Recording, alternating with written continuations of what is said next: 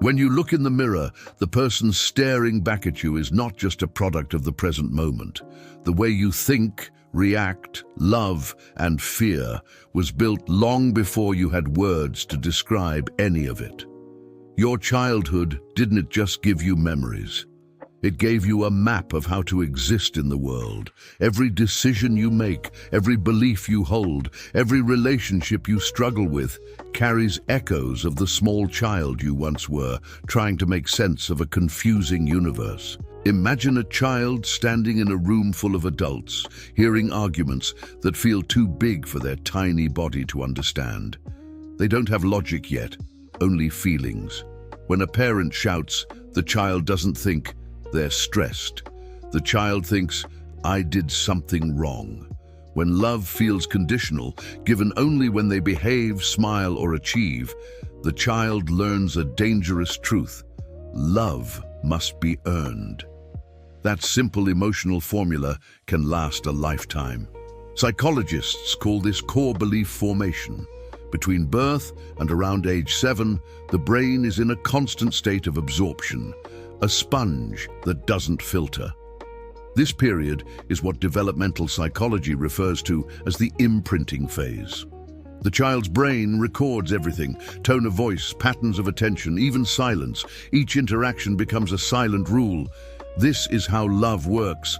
This is what safety feels like. This is how people treat me.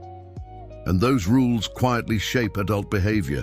You might wonder why you overthink simple texts or why rejection feels unbearable. It is not because you were weak.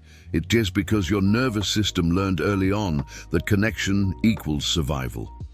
If love once felt unpredictable, your adult brain still scans for danger in relationships. It's not logic, it's conditioning. One famous experiment by psychologist Mary Ainsworth, known as the strange situation, revealed just how deep this conditioning runs. Infants were briefly separated from their mothers and then reunited. Some babies reached for comfort right away. Others avoided eye contact. Some clung and cried desperately. These patterns became the blueprint for what we now call attachment styles: secure, anxious, avoidant, and disorganized. Fast forward to adulthood. The anxious child grows into the person who checks their phone 100 times waiting for a reply. The avoidant child becomes the adult who disappears when someone gets too close. The disorganized one swings between the two extremes, craving intimacy but fearing it at the same time. And the secure one. They were lucky enough to grow up feeling safe. But the story doesn't end in childhood. What's fascinating is how the brain physically wires these experiences. Neuroscience tells us that emotional memories are stored in the limbic system, particularly the amygdala and hippocampus. When a child repeatedly experiences fear, those neural pathways become highways of anxiety. When they experience warmth and care, the brain strengthens pathways of trust and regulation. By the time we reach adulthood, we're driving on roads built decades ago. Let's take an example. A boy grows up in a home where success is everything. When he brings home an A-, his father frowns. Praise comes only when he's perfect. The boy learns a silent rule: I'm only worthy when I achieve. Years later, he becomes an ambitious adult, successful, admired, but never satisfied. Every accomplishment feels temporary. Every rest day feels like guilt. He's still chasing the smile that never came easily. Now picture a girl whose parents were emotionally distant. They provided food, education, but little affection. She learned early that feelings were inconvenient. In adulthood, she becomes the strong, independent type, admired for her composure, yet secretly terrified of intimacy. When someone offers genuine love, she feels exposed, like a fraud. She pulls away not because she doesn't care, but because closeness triggers the memory of being unseen. These are not stories of blame, they're stories of survival. As children, we develop strategies to get our needs met in imperfect environments. The overthinker was once the vigilant child who needed to predict danger. The people pleaser was the child who learned to stay safe through approval. The loner was the child who found peace in imagination when connection felt unsafe. Each flaw you carry today was once your best defense. Science backs this up. Studies in epigenetics, the science of how environment affects gene expression, show that early stress can literally change how your DNA behaves. Children who grow up under chronic emotional neglect often develop higher cortisol responses, meaning their bodies stay in alert mode even when there's no threat. It's as if the body still expects danger long after the danger is gone. What's even more remarkable is how invisible these patterns can be. You don't remember the moment you decided to mistrust people or the day you learned to hide your emotions, but your nervous system does. It stores that information not as a story, but as a reflex. So when your partner doesn't text back, it is not just frustration, it's a nervous system reacting as if abandonment is imminent.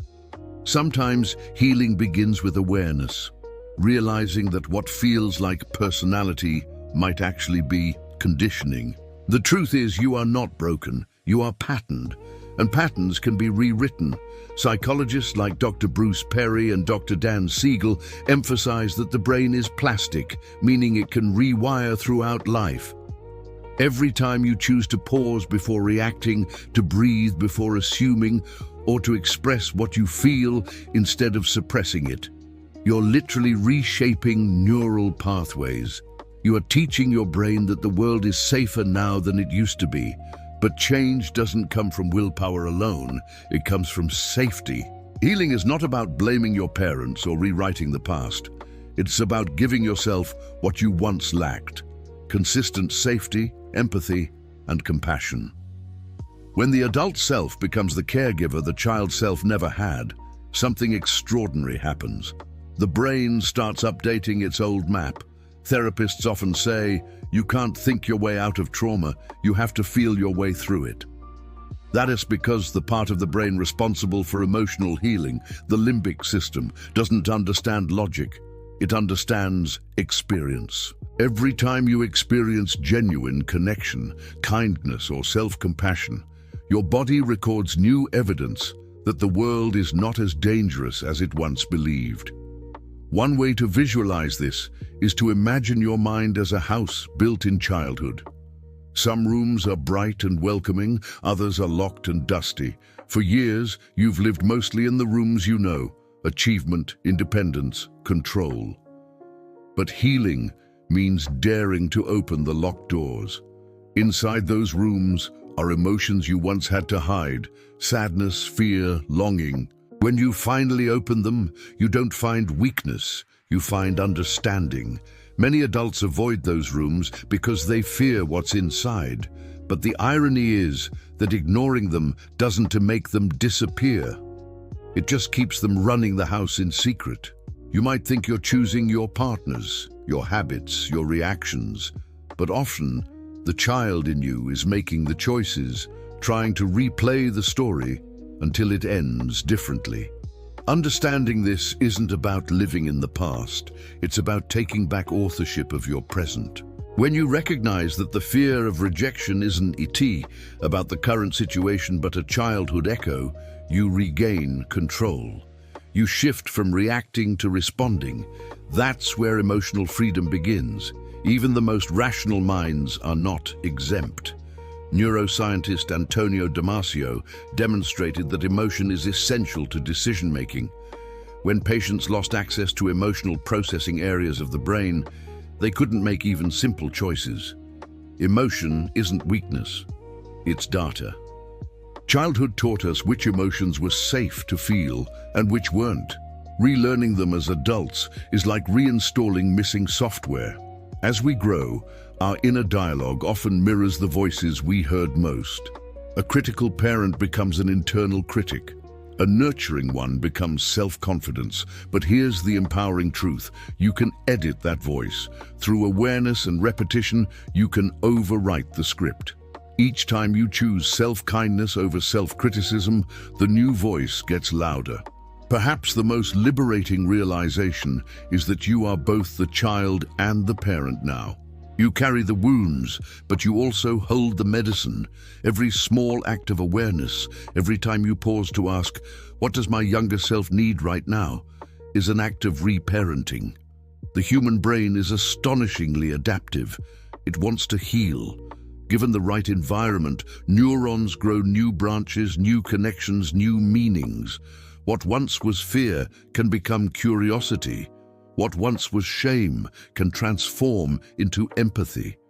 Childhood shaped the blueprint, but you hold the pen now. The story of how childhood shapes your mind isn't a tragedy. It's a story of evolution. Every scar, every habit, every emotional reflex is evidence of survival. You made it through environments that taught you lessons, some useful, some outdated. The question isn't, what's wrong with me? It's what worked back then that I don't need anymore. Your brain is not frozen in time. It's alive, flexible, and constantly rewriting itself through experience, a process scientists call neuroplasticity. Each thought you think, each emotion you allow, each connection you build becomes a new thread in the tapestry of who you are. The more you repeat something, the stronger that thread becomes. That's why repetition is the language of change. Maybe you learned that love means sacrifice, that to be accepted, you must shrink. You can learn a new truth, that real love expands you. Maybe you grew up believing silence was safety, that staying quiet kept the peace. You can learn now that your voice is not a threat, it's a bridge. Each time you express a feeling you once hid, you're telling your nervous system it's safe to be seen. The body keeps score, as Dr. Bessel van der Kolk famously wrote. It remembers every unspoken fear, every unshed tear, but it also remembers safety. When you breathe deeply, when someone hugs you, when you laugh without fear, your body registers new data. Safety exists. Over time, those moments accumulate, becoming new emotional memories that slowly overwrite the old ones. Healing isn't about forgetting what happened, it's about changing your relationship to it. You can't erase the past, but you can rewrite the meaning you assign to it. The child in you still wants what they always wanted: safety, love, and belonging. The adult in you now has the power to provide those things. That's what healing truly means: integration, not erasure. Let's look at memory itself. For decades, we believed memories were fixed, snapshots of the past. But neuroscience has shown that each time we recall a memory, we slightly alter it. This is called memory reconsolidation. When you remember a painful event while feeling safe, your brain updates the emotional tag attached to that memory. It's like changing the soundtrack of an old movie. The scene stays, but the feeling shifts. That's why therapy, journaling, meditation, or even deep conversation can change lives. They reactivate old memories in a new emotional context. The more often that happens, the weaker the old associations become. Slowly, the brain stops reacting as if the past is still happening. It's no coincidence that many people repeat relationship patterns, choosing partners that feel oddly familiar. The brain isn't trying to torture you. It's trying to resolve what it couldn't before. It recreates the scene in hopes that this time the story ends differently. But until awareness steps in, the ending stays the same. The moment you recognize the pattern, the moment you say, this is the same story in a new disguise, you've already begun to change it. Awareness breaks the loop, and that awareness doesn't come from judgment. It comes from curiosity. Self-criticism closes doors. Curiosity opens them. Instead of asking, why am I like this? Ask, when did I first need to be like this? That question turns shame into understanding, and understanding into freedom. Sometimes the smallest shifts make the biggest impact. When you begin to speak kindly to yourself, even when you fail, you're rewiring your sense of worth. When you choose rest without guilt, you're teaching your body that productivity is not the same as love. When you let yourself cry, you're completing emotional cycles that were once interrupted. It's not weakness, it's repair. And the science supports it. A study from Harvard University found that mindfulness practices increase gray matter density in regions of the brain associated with empathy, emotional regulation, and memory. Compassion, both for others and yourself, literally grows your brain. You can train your mind to become kinder, calmer, and safer, just like you once trained it to survive. If childhood built the blueprint, adulthood gives you the tools to redesign it. You can become the architect of your inner world, but that requires patience. The same way it took years for those old patterns to form, it takes time for new ones to settle. Healing is not linear. Some days you will feel like you were moving backward. But that just another layer surfacing to be understood. Every emotion has a message. Anxiety says, "I need safety." Anger says, "A boundary was crossed." Sadness says, "Something mattered." When you listen to these voices instead of silencing them, you're finally giving that inner child the attention they always needed. And the result? Integration, wholeness, a quieter mind.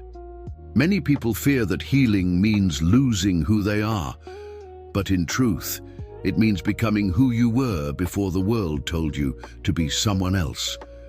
The goal is not to destroy the defenses you built. It's to update them, to thank them for protecting you, and then show them there's a better way. You might never have had a childhood full of safety, but you can create a present that feels safe now. You can build routines that soothe you, relationships that nurture you, and inner dialogues that support you. That's not fantasy, it's neuroscience. The adult self can rewire what the child self absorbed. And when that happens, something beautiful occurs. You stop living life as a reaction to the past and start living as a conscious creator of the future. The ghosts of your upbringing no longer drive the car. They finally get to rest in the back seat. Healing doesn't mean the past disappears. It means the past stops controlling the narrative. The story remains, but you become the narrator. So take a breath. Feel your feet on the ground. You are not your parents' fears. You are not your childhood's limitations. You are the awareness that sees it all. The next time you find yourself overthinking, people-pleasing, or running from love, pause. Ask yourself, whose voice is this? Mine or the one I learned to survive with? That single question can shift an entire life, because awareness is the doorway through which transformation walks. You're not behind. You're not broken. You're simply returning home to the self that existed before fear took the lead. And maybe that's what growth really means. Not becoming someone new, but remembering who you were meant to be. If this message resonated with you, remember, understanding your mind is the first step to changing it. Subscribe to Mind Decode HQ for more deep dives into the psychology of who we are and why we do what we do. Every week, we decode the invisible forces shaping your thoughts, emotions, and behavior, so you can finally take the driver's seat of your own mind. Hit subscribe, share this story with someone who needs it, and let's keep decoding the human mind, one thought at a time.